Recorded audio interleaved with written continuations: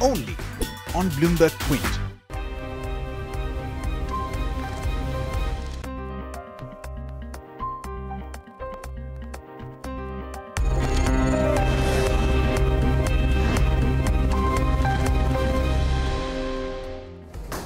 Hello and welcome. This is to Bloomberg Quint, the market trap. I'm Agam Vakil, where we've seen weakness in today's day of trade and an extension of what we saw in the last hour of trade yesterday. The Nifty moving down by as much as 60 points and weakness coming in on account of ICICI Bank, as you can see here, Cipla, Ultratech Cement, and Reliance Industries, the heavyweight, also contributing to the weakness today, down as much as 2.5%. On the gaining end, however, and perhaps the reason why we haven't seen deeper cuts is Hindustan Unilever advancing by another 4%. We have some gains coming in ITC as well on account of its earnings, and it is essentially HUL and ITC lending strength to the index. Should we have not seen, had we not seen gains coming in, we would have likely seen deeper cuts on the indices. That said, let's go across to take a look at what's happened in the broader markets too. In the Nifty 500, one gainer for one loser. Reliance Communications stands out on account of the NCLT filing. Syndicate Bank, Punjab National Bank from the PSU banking space showing more weakness. Century Plyboard also down 9%, followed by Adani Transmission. On the gaining end, momentum continues to be with Indiabulls Real Estate, HEG and PTC India Financial looking at some amount of covering after the substantial weakness that we saw over the previous few days. Parag Milk Foods also advancing by as much as 7% on the commentary that we heard from the management.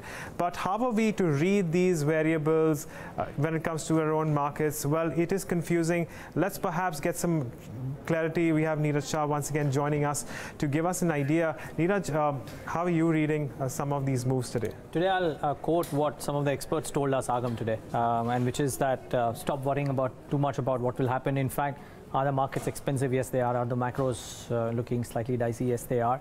And therefore, is a correction warranted? Maybe it is. People are actually hoping for that to come in. At least the long-term investors are. Right. Aberdeen today was fairly vocal about it. Just the two interesting things. One, there's a fair bit of options activity today, Agam. If you just look at the turnover, normally on a Thursday, which is the Bank Nifty weekly options expiry, you have the F&O volumes not notching the highs of over 10 lakh crores. In today's session, it was a Wednesday and it was 11 lakh crores. So fair bit of options activity. I think we'll be able to dissect it better at the end of the close when the Bhav copy, etc. is out as to what's happened there. So you'll be a better judge there. Two, while the market breadth was still negative, the small cap index closed in the green. Now remember, for this month, the month-to-date performance, small caps, mid caps down 5%, large caps about 0.75%. There's a bit of a dichotomy that is already played out, fearing what will happen in the Karnataka elections. We don't have clarity as yet as to what will happen, but the event is out of the way. Could there be a change of scenario wherein the selling, the incessant selling that we're seeing in the small caps, can that come to a halt? That will be the key question. Let's wait and watch. Absolutely. Well, we will be watching out for that. And of course, Neeraj, as you mentioned, the options play because that big turnover we've seen. Thank you, Neeraj, for joining us. And that said, let's also take a look at what our technical experts are telling us about the key variables and the key levels that we can keep an eye on, specifically, especially after we've seen this correction on the Nifty. Listen in. Overall, if we talk about for the Nifty range, then 10,600 to 10,900 would be the range. Anyhow, that range should not be broken for the near term. If it breaks, then we might drift little more. 10,450 can also be seen. For next few trading sessions, we would see some sort of time correction in the index now, and 10,900 to 10,600 would be the broad range in which markets are likely to trade. We have seen some good momentum in the FMCG space. Even the Nifty FMCG index has given a breakout. On the other hand, certain private sector banks such as SDFC Bank has now started showing weakness. Even Reliance Industries amongst the heavyweights is indicating a probability of a corrective move. So I think we would see lower levels of around 10,600 to 650 range in Nifty in near term. But broadly, after formation of the reversal pattern yesterday, I think one should now be very stock specific in for short-term trading. So that's as far as levels are concerned. But now let's shift focus and talk a little more about specifically the banks. In this case, Punjab National Bank continues to show weakness, and we have Shraddha Babla, who is going to tell us about what the brokerages make of the banks now. Shraddha, what do we have new? So Agam, not only have the brokerages cut their target prices on the bank by as much as 50%, but we've also seen a lot of downgrades coming in. Why so? Well, most of the analysts are expecting a loss for FY19 as well, as the bank will now have to provide for the residual fraud and also some of the provisions which it had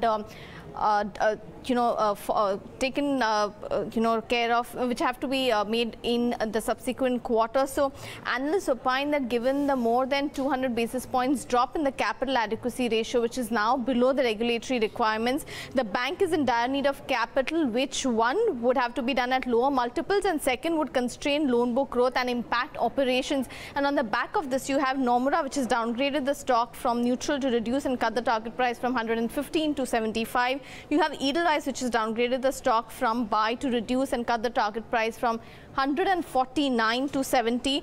Interesting comments coming from Edelweiss. They say that governance issues, operational challenges, uncertain prospects and diluted franchise make PNB a dud investment. And even though you might see some short-term spikes in the stock price on account of developments around capital infusion and stake sale, etc., they will rather keep away on account of the structural issues which remain with the bank. Credit Suisse downgraded from outperform to neutral and cut the target price from 188 to 88. Lastly, you have Jefferies, which has maintained a hold, but again cut the target price from 110 to 80, saying that the bank is in dire need of a bailout. So overall, bearish bets from brokerages as well. Thanks, Shraddha. We'll continue to track developments in the PSU space, which remains very sensitive. But there is another area where we started having, we started getting numbers and earnings, and that is the metal sector. We had Hindalco from the Nifty announce its quarterly earnings today. We have Nikki Mirchandani joining us to give us an idea about how the quarter's gone by. Nikki? So it was a muted quarter in line with expectation. We were not expecting great show coming in from the non-ferrous space, and Hindalco was not an exception. Top line, we're looking pretty much flattish growth at 11,681, pretty much in line with estimates. Net profit was down as much as 25% to a number of 377 odd crore. We were estimating, now this is a miss as compared to what we were estimating. We were working with number of 463 crore. EBITDA was down as much as 6% on standalone basis, year-on-year basis for this company. Margin shrunk to 10.8% versus 12.2% that we saw earlier. What has led to the disappointing show? Well, the copper division EBITDA, which has declined by as much as 34% year-on-year basis, weighed on the operating performance. Along with that, aluminium business just saw a modest growth of around 10 to 11% year-on-year basis. Other income also slid by as much as 8%. We had higher depreciation cost, which in turn weighed on the bottom line performance. However, in other initiatives, the company is considering investment in its downstream aluminium facilities. It's going to be completing a 5 lakh ton aluminium brownfield capacity in a matter of 30 months and at a cost of around 13 odd crore. This is something which is important.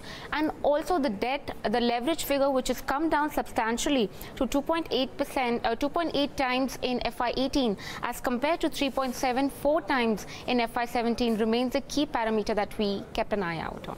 Right, thanks Nikki for bringing us those details. Of course, Hindalco did end the day with 2% cuts coming in, but there was another FMCG heavyweight which also announced its earnings today, ITC, coming out with a decline of around 5% year-on-year when it comes to revenues. However, we did see an improvement in its operational efficiencies, with its EBITDA rising by as much as nearly 7% and margins coming well above street expectations. We've also seen profits grow by nearly 10% on a year-on-year basis. And a large part of the strength had to do with the kind of performance that we've seen in its FMCG ex-cigarette space. In fact, we've seen its EBIT segments, that is the segment returns for this particular sector, grow to around 95 crores as against 55 crores on a year-on-year basis. So big boost coming in there. Of course, when it comes to cigarette segment EBIT as well, we've seen good growth coming in, and on account of that, we actually saw the stock move up by another 1.5%, lending strength not only to the FMCG index but also the Nifty 50.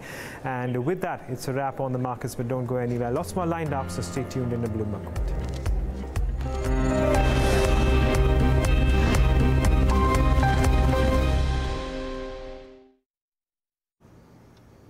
Sorry, I'm late.